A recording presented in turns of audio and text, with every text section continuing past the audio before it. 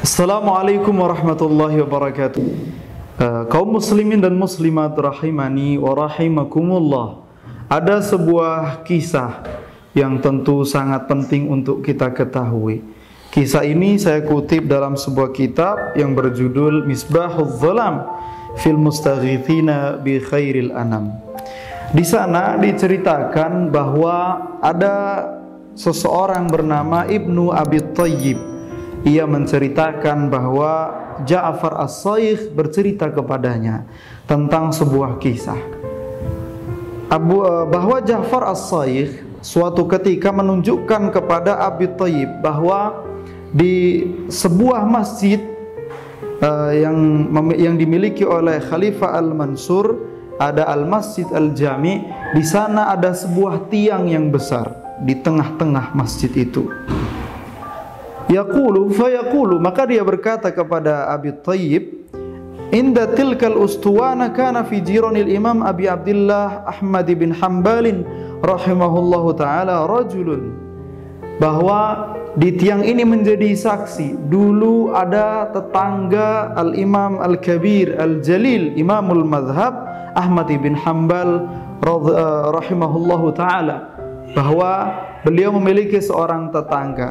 Yang tetangganya ini yumarisul ma'asi, selalu melakukan kemaksiatan demi kemaksiatan, selalu melakukan keburukan demi keburukan. Faja'a yaumun ila majlisi Ahmad bin Hanbal, maka suatu ketika seorang laki-laki tadi yang kerjaannya setiap hari adalah bermaksiat kepada Allah Subhanahu wa taala, dia mendatangi majlisnya Al-Imam Ahmad bin Hanbal rahimahullahu taala. Maka dengan kedatangannya itu tentu membuat terheran-heran oleh Al-Imam Ahmad bin Hanbal. Maka pemuda tadi kemudian fasallama alaih, dia ucapkan dari lisannya, Assalamualaikum warahmatullahi wabarakatuh. Al-Imam Ahmad bin Hanbal menjawab salam pemuda tadi yang murtakib bil ma'asi, orang yang selalu melakukan maksiat. Tapi ternyata Al-Imam Ahmad bin Hanbal tidak terlalu memperhatikannya. Karena apa? Dia menganggap bahwa beliau menganggap pemuda tadi adalah orang yang ahlul maksiat. Faqala lahu, karena laki-laki tadi, pemuda tadi datang kepada Al-Imam Ahmad bin Hanbal merasa tidak diperhatikan, dia tegur sekali lagi Al-Imam Ahmad bin Hanbal. Ya Aba Abdullah, lima tanqabidu minni. Wahai Aba Abdullah, atau wahai Ahmad bin Hanbal, kenapa kamu berpaling kepadaku? Kata pemuda tadi, fa inni qad intaqaltu amma kuntu ta'hudu minni bi ru'yan ra'aituha. Yang padahal wahai Ahmad bin Hanbal, wahai imam, saya ini adalah pemuda yang sudah berpindah, yang sudah menghijrahkan diri saya dari yang sebelumnya saya lakukan berupa maksiat kepada perbuatan yang lebih baik, dengan sebab karena saya melihat sebuah mimpi dalam mimpiku. Karena Al-Imam Ahmad bin Hanbal ditegur dengan demikian itu oleh pemuda tadi, maka Al-Imam Ahmad bin Hanbal bertanya kepada pemuda tadi, wa ayu syai'in ra'aita? Wahai pemuda, memang apa yang kamu lihat dalam mimpimu itu? Kata pemuda tadi, ra'aitun nabiyya sallallahu alaihi wasallam. Maka kata pemuda tadi, wahai imam, saya telah bermimpi melihat Rasulullah sallallahu alaihi wasallam fi naumi, dalam tidurku. Ka'annahu ala uluwin minal ard. Saya melihat dalam mimpiku Rasul Muhammad SAW itu berada pada tempat yang tinggi, berada pada podiumnya. Wa nasun katsirun asfalu minhu julus. Maka orang-orang yang lainnya mengitari Rasulullah SAW dalam keadaan duduk, dan tempatnya di bawah Rasulullah SAW. Qala fayaqumu rajulun minhum ilaihi fayaqulu ud'u li. Ketika orang-orang yang berada di sekitar Rasulullah SAW waktu itu mulai beranjak satu demi satu, kemudian dia meminta doa kepada Rasulullah SAW, dan Rasulullah mendoakan kepada mereka. Orang-orang mulai bergegas meminta doa, berputar meminta doa kepada Rasulullah SAW. Hatta lam yabqa minal qaumi ghairi, sampai orang itu semuanya sudah meminta doa kepada Rasulullah dan hanya tertinggal diriku sendiri. Qala fa aradtu an aqum. Karena saya berada di majelis itu, maka saya ingin juga berdiri menghadap kepada Rasulullah SAW. Fastahyaitu min qabihi ma kuntu alaih.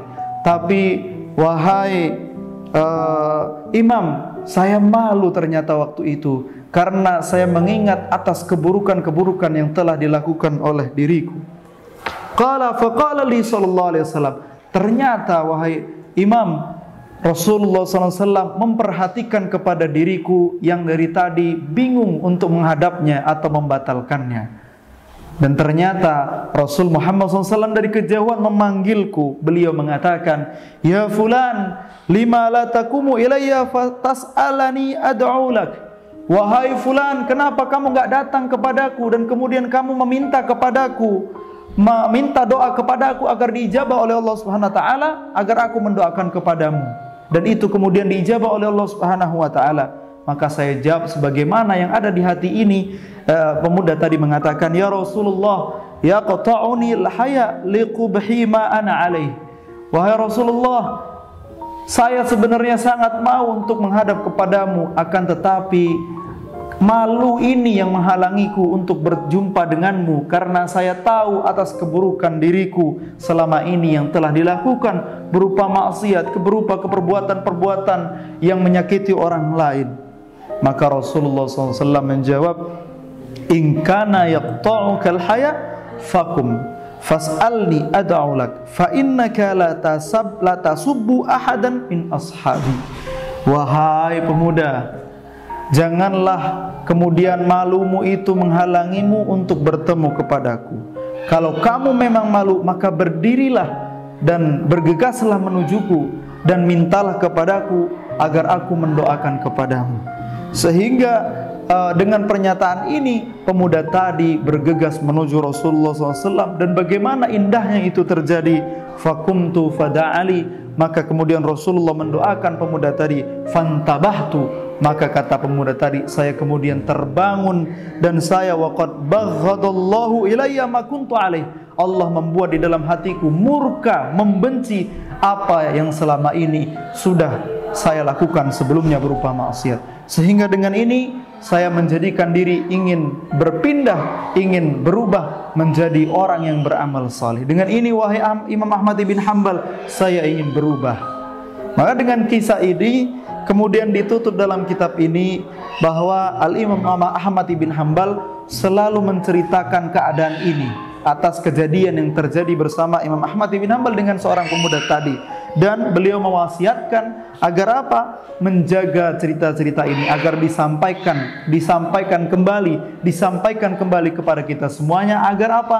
Agar kita tidak pernah berputus asa, agar mendapatkan maghfirah dari Allah Subhanahu wa taala melalui perantara Rasulullah SAW, dan agar kita senantiasa mencintai Rasulullah SAW. Kenapa? Karena Rasulullah SAW selalu membuka diri, selalu membuka tangannya untuk